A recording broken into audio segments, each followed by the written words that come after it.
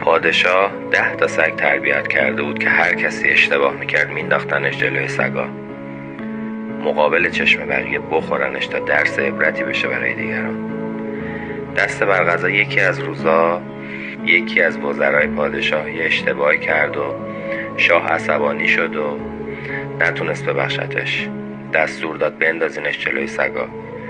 وزیر گفت قبل عالم قبول، فقط میشه 3 روز به من مهلت بدی؟ پادشاه قبول کرد و به جلاد گفت 3 روز دیگه همینجا بندازینش جلوی سگا. وزیر رفت پیش نگهبان سگا و گفت من 3 روز میخوام به اینا خدمت کنم. نگهبان قبول کرد.